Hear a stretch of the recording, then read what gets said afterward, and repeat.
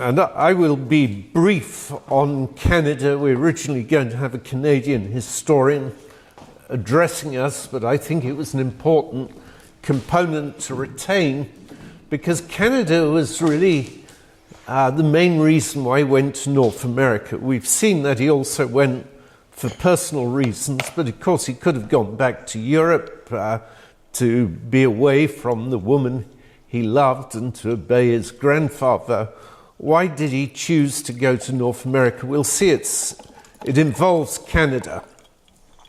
And we're also going to see that Canada had unique arrangements for the provision of religion and the way that religion of different denominations was allowed for, that were going to have a big impact on his later life. Also, incidentally, his son later became governor of Canada. So we're now talking about the 16th Earl rather. And the name Stanley appears across Canada, but it has nothing to do with the 14th Earl. It's the 16th Earl, including the Stanley Cup, one of the greatest awards in Canada for ice hockey. Now, after he left school and after he came back as well from Europe and then America, he was very much under the shadow of the third Marquess of Lansdowne, who was a son of Earl Shelburne, who'd negotiated the peace treaty at the end of the American Revolutionary War. They were one of the great Whig families. And Lansdowne, in fact, wrote a reading list for him. And this is typical of his earnestness. When he got back from America, he said, "I want a list of books to read to prepare me for an active and useful life in politics." And one of the key people that Lansdowne recommended were the works of Edmund Burke.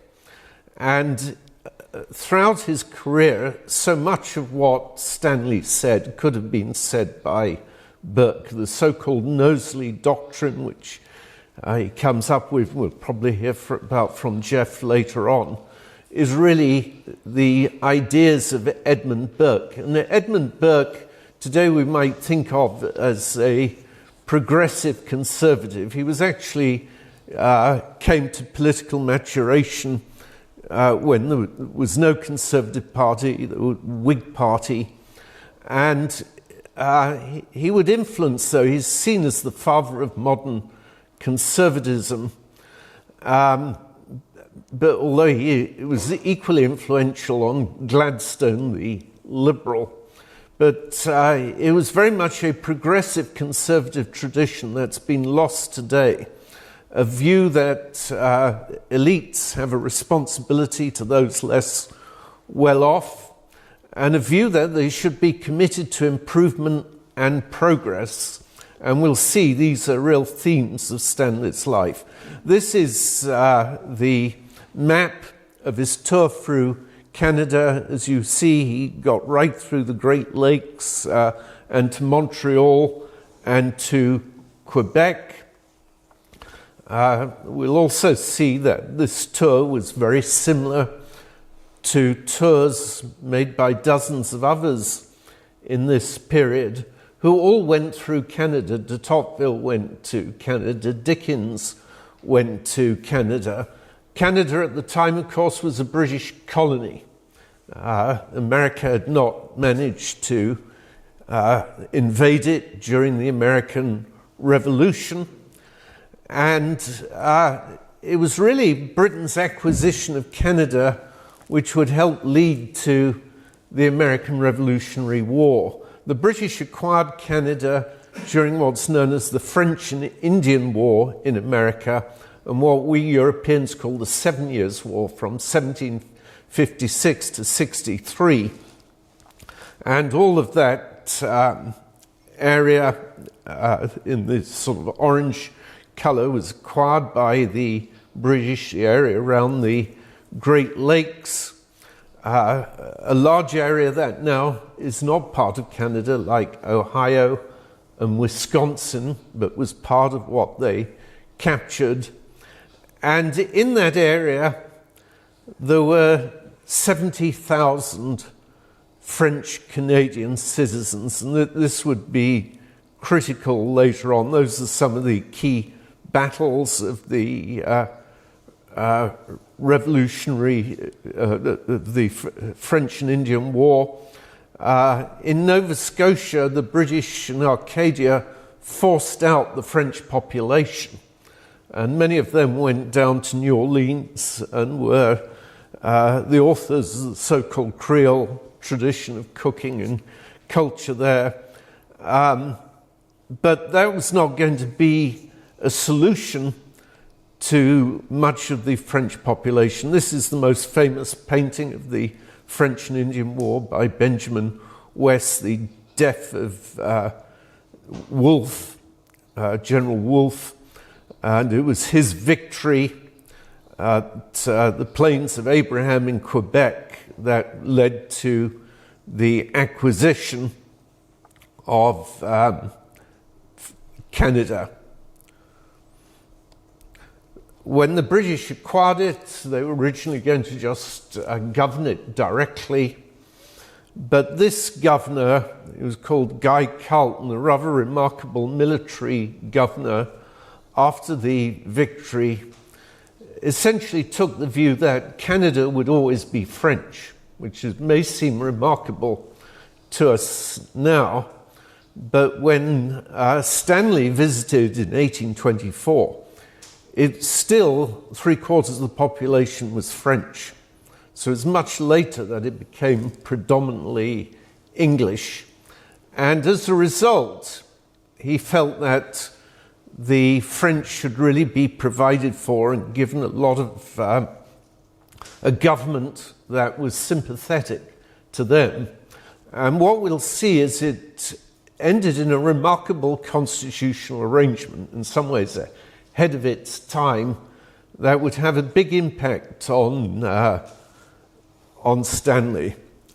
What Carleton suggested was that in order to absorb this huge French population, 70,000, that the English basically continue the French legal system, they continue the system of French government, the system of French landholding, and most importantly, they recognize the Catholic Church. Now, this is something they'd never done in Ireland, where any kind, where there was great intolerance still in England. It has to be said that Lord North, who's often, to this day, described as Britain's worst prime minister, which is terribly unfair, but because he lost America. But Lord North managed to get this through. It was called the Quebec Act, and it recognized the Catholic religion in Canada. And when Pitt tried that in 1800, later, George III refused to sign it, saying it was contrary to his coronation oath. So it's amazing they got George III to agree to this. But the Quebec Act was hugely unpopular in England, but especially in America. It led to all kinds of conspiracy theories that the British were trying to create a French Catholic army with which to invade America. And the politicians, it seemed to be more evidence that they were really seeking almost dictatorship in England, and that they were closet Catholics.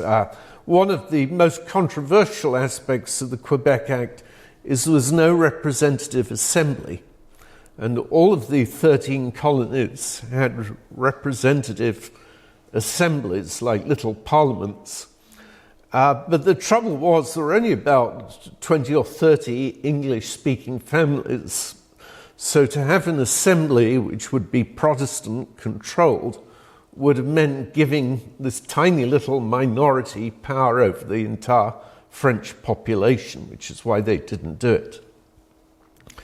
The Americans really wanted to absorb Canada and to have Canada as part of America. George Washington invaded it. He sent Benedict Arnold to invade it in September 1775.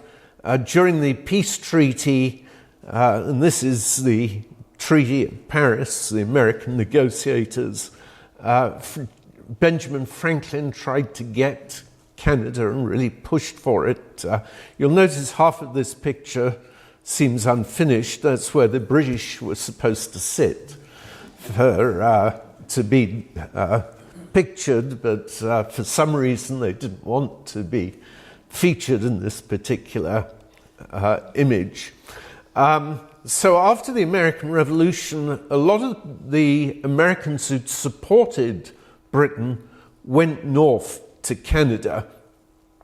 These were known as the Loyalists, and this is the source of Canada's English population. And these are some of the Loyalist encampments. They very quickly got dissatisfied, though, with the system of government, and I've always found that amusing because these were Loyalists, people who supported Britain, but they could be equally adversarial and equally strong in their politics as the people they deposed during the Revolution. Their main quibble with the revolutionaries was that they felt most things could be solved within the British Empire and they were better off within the British Empire. So they really pushed for an assembly, which they finally got in 1791. And this would be the setup when Stanley arrived. In 1791, Canada was divided into two. There was Upper Canada, which was English or American and Protestant, and Lower Canada, where by far the largest part of the population was based, which was French and Catholic. But what was going to fascinate Stanley was that although Upper Canada was Church of England and had a formal state religion, Lower Canada had two state religions. So there was a Church of England, but there was also a Catholic church. And so it had simultaneously two state religions, and that intrigued Stanley. Canada was fiercely pro-British. Immediately after the Revolution, this man, Major John Simcoe, who'd led Loyalist regiments during the Revolution, became governor of Upper Canada. And although he'd try and recruit people from America, he detested America. And indeed, there was a second war. Not that long before Stanley visited Canada and America, another war between Britain and America, the War of 1812, in which Canada was very involved. The president recently described Canada as a state of America and its head as his governor. You couldn't have put your foot under a more sensitive toe, because Canadians have always felt that the Americans have wanted to, they're a bit like the Portuguese with the Spanish, to envelop them and to absorb them.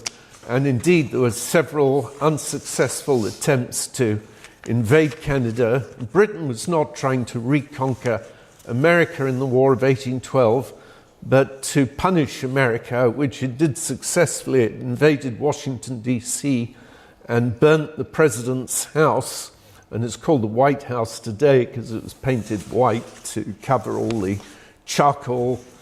Paintings of Washington had to be removed. Andrew Jackson won a great victory towards the end, but the peace had already been signed, which was more of a kind of truce. What Stanley found remarkable is everyone had forgotten about the War of 1812, which was certainly true to this day. So here again is his route in Canada, very similar to that taken by de Tocqueville 5 years later. But one difference is that he is much more descriptive of Canada than de Tocqueville, even in de Tocqueville's travel journals. And Canada was a major reason why he went to America. It's really the only formal reason that you find in the tour journal. And that is one of the obsessions of his political career was Ireland, and the poverty in Ireland, starvation in Ireland. And he was at the time sitting on a committee in the House of Commons. And incidentally, all four of these people take off in the middle of a parliamentary session when they're representing different boroughs in England to go to America. And at least two, maybe the three of them, were sitting on a committee discussing emigration from Ireland. And one of the popular remedies that was being considered was the idea of allowing basically free emigration from Ireland, a bit like Australia later on, free immigration to Canada, where Irish peasants who could be starving in Ireland and a very unequal land tenure system would have a great deal of opportunity. This is one of the pamphlets on it at the time. He met Thomas Talbot, who'd created a community for such settlers, and so had an opportunity to examine this experiment. It has to be said, he almost certainly came away disappointed. And he pointed out to the authorities in England that the scheme was really not a particularly happy one. He said, firstly, the Irish go straight to America when they get to Canada. There's more opportunity. So you're really benefiting America more than Canada, because part of the idea it would also help build up a presence in Canada that wasn't French.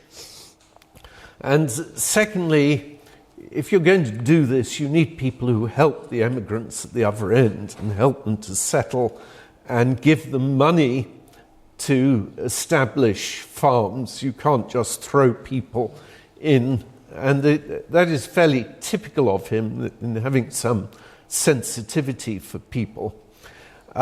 He does speak about Canada possibly being united, and the idea of union was being considered at the time. It didn't actually happen until 1741, and only then after rebellions. But he thought Montreal would be at the center of the Union, and that's interesting because clearly, like everyone else, he assumed that Canada would remain predominantly French. These are some images of Montreal at the time.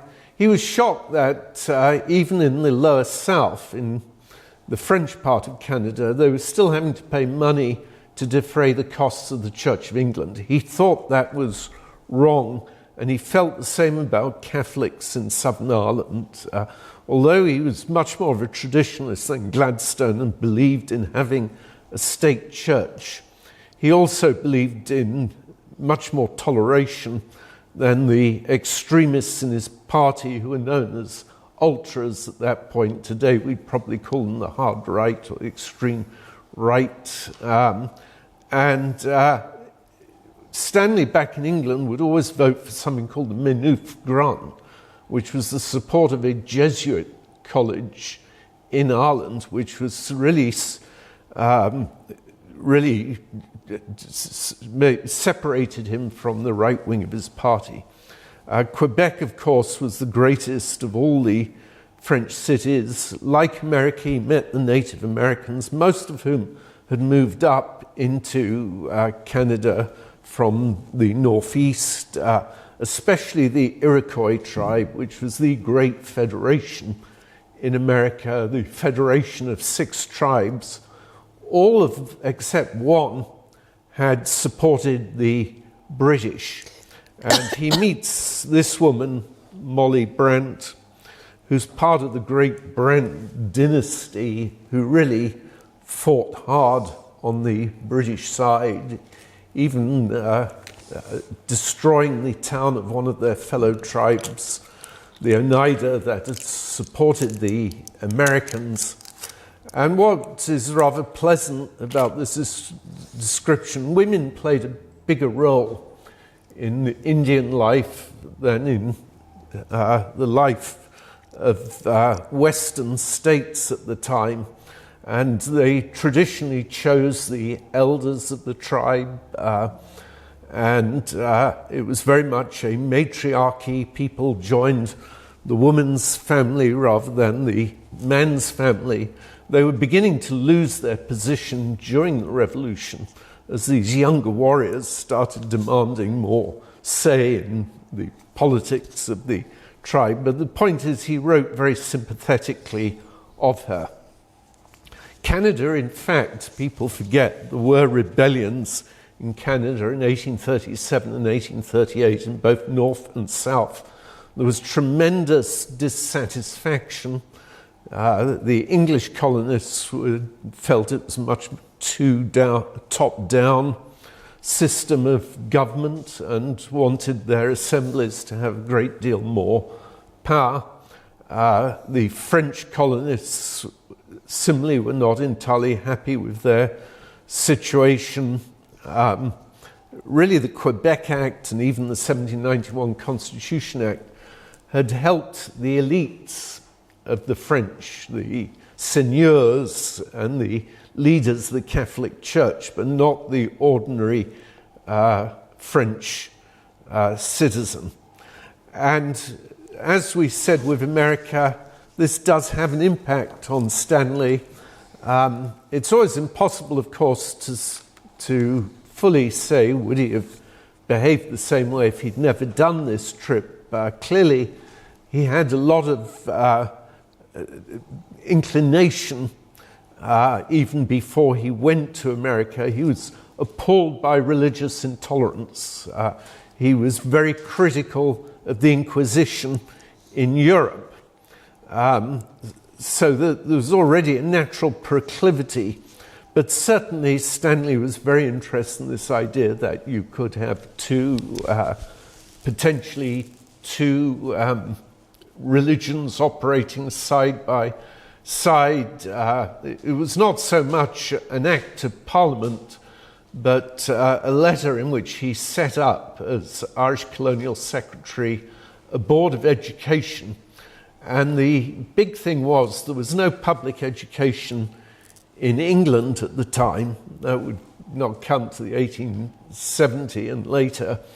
And what it was aimed to establish were non-denominational schools, so that Irish Catholics and Protestants could be educated side by side. And if you go on any Irish government website, they will say it's practically the only good thing the British did in the 19th century, because they do see that letter and that board as the source of their modern public education. And of course, that tolerance extended to Jews and religious minorities in Parliament.